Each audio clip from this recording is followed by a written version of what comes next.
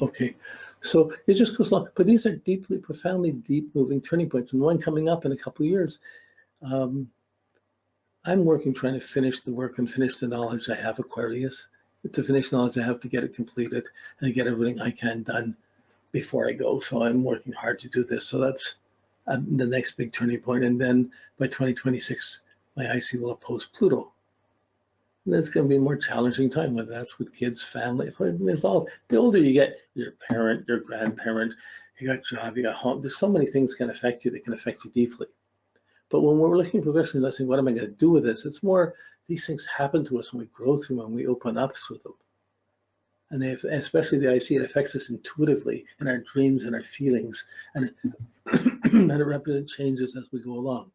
So this was mine. And our IC will stay, most of them, for most people, will stay below the horizon all their life. Yeah, okay, so that's done. Some people's it does get above the descendant in their lifetime. So this is, it's a simple thing.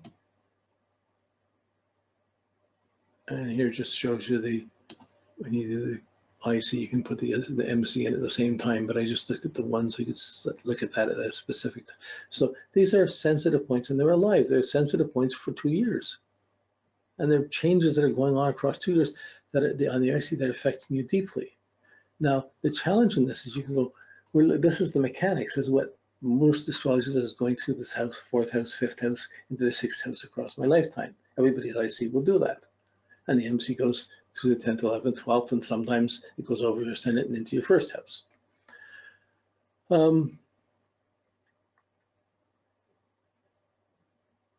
Okay, but then that's the basic motor mechanics. But then this is an older chart. This one was hand done back in the 80s, probably.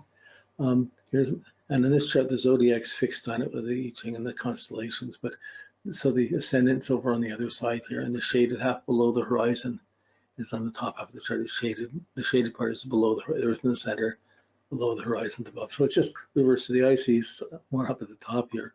And you can see the line of the IC here. I made it for 100 years, and it went through, and it just went up and went over the descent. It's not likely to go over the descent in my lifetime. But anyways, that's there. But when you go into this and look at it more closely,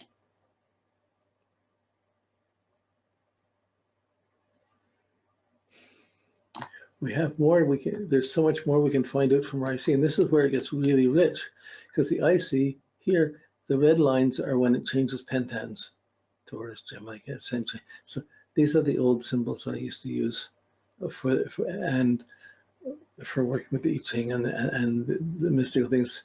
I changed them back because they're a little too radical, but so they're on some of these older charts. It went through the Aries phase, went into the Aries phase and the Taurus phase. I'm 1 year out, so 1 year or so, then to 6, then to 11. So I get my 5-year plans going along, and it goes through pentan after pentan along across. So you always look up the sign and the pentan, and inside of that there's a sub pentan, so you can get. And these printouts are geared to give you the signs, the pentans, and the sub pentans. So you can see them falling through. So you can see shorter phases and more dramatic. You can go in at any time and look at your, say, where's my IC now? And whoa, you can see the sign, the pentan and the sub pentan. And the purple lines coming in here measure the I Ching hexagrams. So at the same time, you're going to see the IC moving through the I Ching hexagrams and moving through the lines of the I Ching hexagrams, which is really quite an incredible association from intuitive insight to seeing the implications of change in the I Ching. Then on the printout, you get the hexagram. For each line of a hexagram it's going through, which would take about a year, there's a hexagram, and there's a line for that hexagram. So the second hexagram is for a year. The first hexagram is 6-year phase. The second hexagram is 1 year phase, and each line is 2 months. And the third hexagram, the sub level, is 2 months, and each line is 10 days.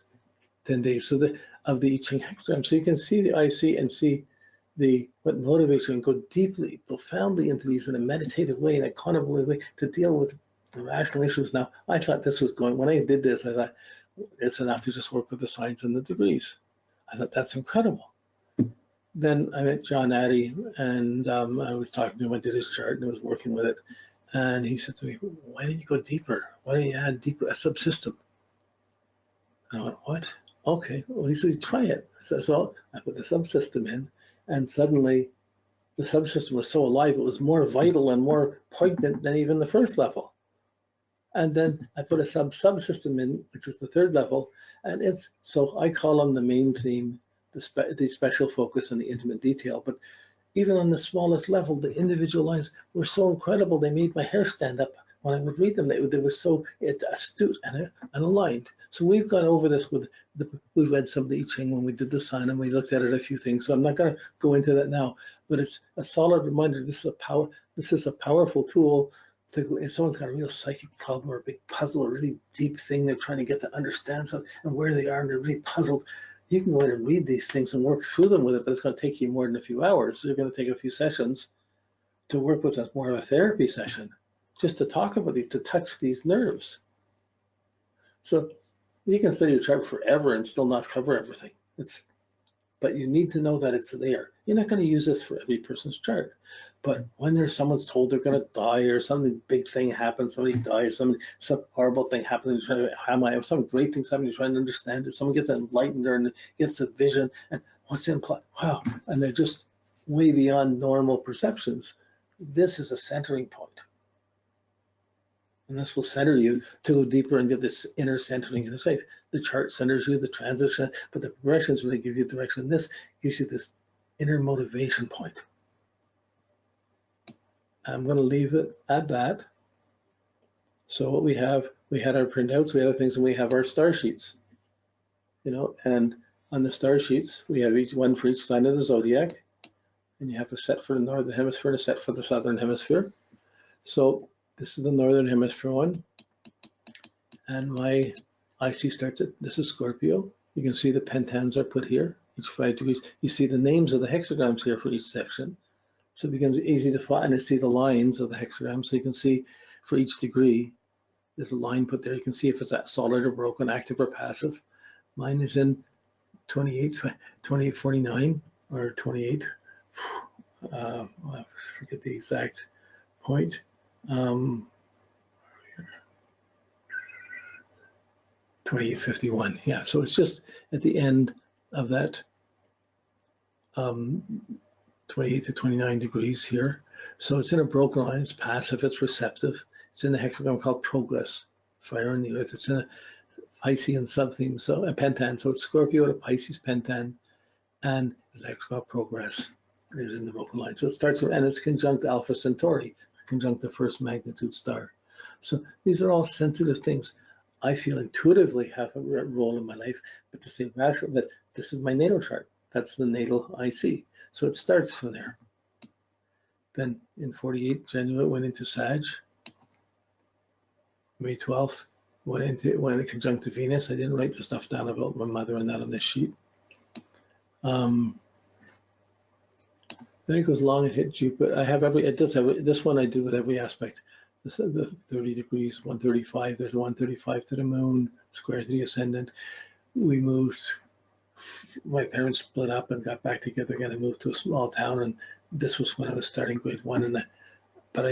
So it was a big adjustment for family. We had a new place, but we started school. I had a Russian gym teacher who was so great, but I loved him, and he got me. When I was in grade 1, I was so good and I wasn't afraid of things. He put me on the grade 11 gym team because they needed someone they could throw around and catch, do flips and throw around and catch, and that was me. So we went all over Quebec doing that. So that was a special twist on that, and I put that to the Jupiter influence in there. So I see 3 planets, and it was in the hexagram called enthusiasm, and it was still in the Aries, the end of the Aries phase of this.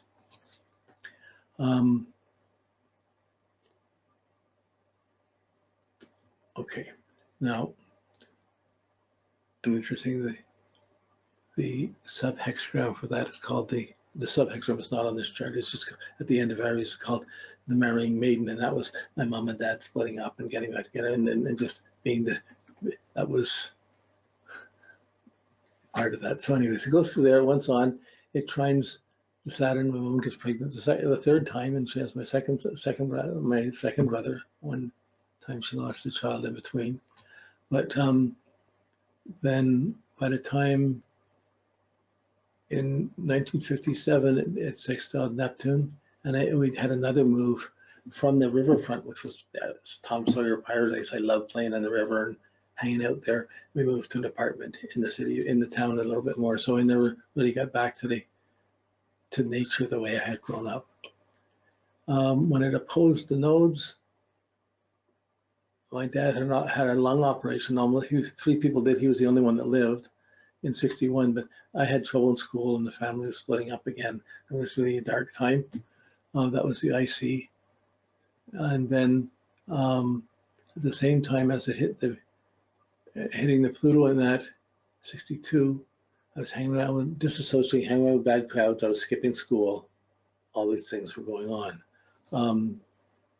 And also in 61, when I was hitting that nodes in Pluto, remember, I was just a small kid.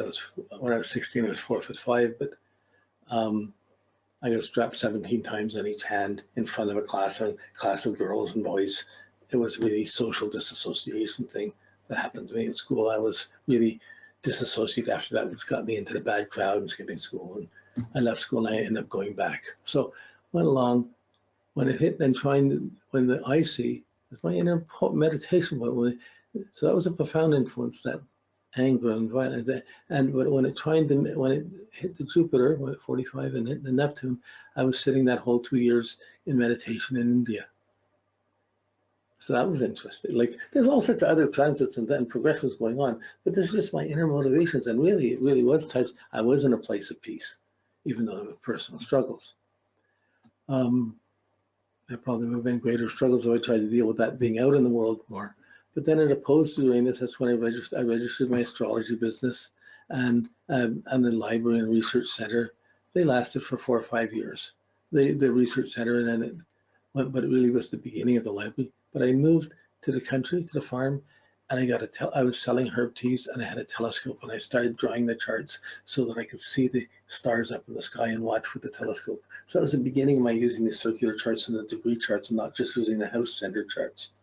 And so that was the IC opposing. Midheaven was conjunct it, but really I was in a very isolated place, but I was really breaking through with astrology. I set it up, but really it was living it and trying to get the insights from it. It hit the Saturn. I reconciled with my wife and my son was born. It sextiled the trine. Shortly that, it split up. My marriage was over and I met a new friend as it sextiled the Sun.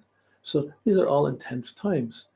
Then it goes along and it hits my Mercury and my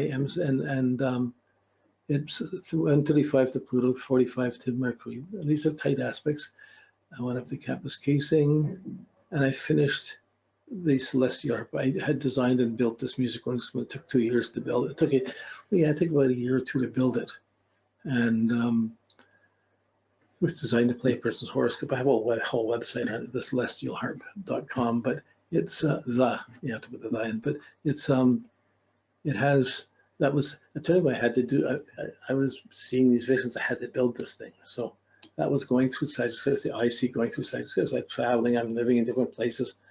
A couple of marriages, just different changes going on. But inside of that, I became the astrologer, had the vision, I built up the musical instrument. So it was 81. It hit the Venus and the Mars, 30 degrees to Venus, 45 to Mars. I got married. And